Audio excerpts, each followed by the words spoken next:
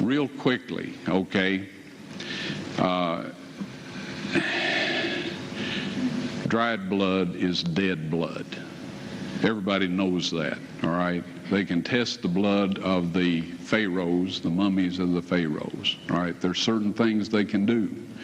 They cannot get a chromosome count by any method I'm familiar with, all right? Things keep changing. I don't profess to know everything. However, there's no way I know that you can get a chromosome count out of dead blood. You can get a DNA and some other things, but not a chromosome count, all right? That's done by living white blood cells. Now then, first of all, in this analysis, I took the blood into a laboratory in Israel. I asked one of the people I work with in antiquities, where is a good laboratory that does reliable work? And they said, such and such, such and such. I took it. I just said, please examine this blood and tell me what you can tell me about it. All right? They said, well, look, we're going to reconstitute it. We're going to put it in normal saline and keep it at body temperature for 72 hours with gentle swirling. All right, that's their business. That's great. I said, now I want to be there when you check it out. They said, fine. So I was back. They checked it out. I said, now, they said it's human blood. We can tell that. They did whatever tests they need to do.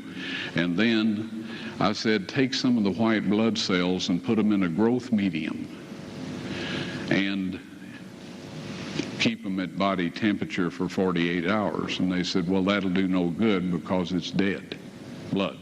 I said, would you please do that for me? And they said, okay, we'll do it. So anyway, I said, I want to be there when you take it out and examine it.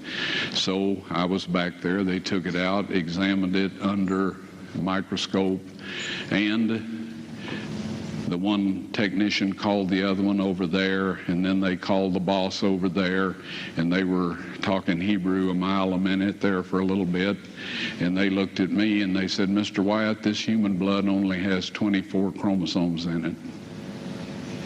Everybody else has 46. You see, 23 from your mother, 23 from your father, 22 autosomes from your mother, 22 autosomes from your father. You get an X from your mother, you may get an X or a Y from your father, all right? This blood had 23 chromosomes from the mother's side, one Y chromosome only. You see, the child could not have developed if they hadn't had the autosomes from the mother. So all of his physical characteristics were determined by his mother's side of the family, her autosomes.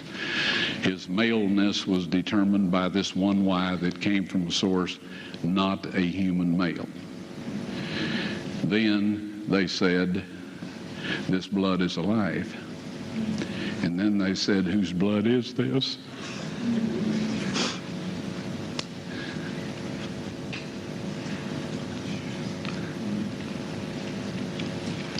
I said, it's the blood of your Messiah.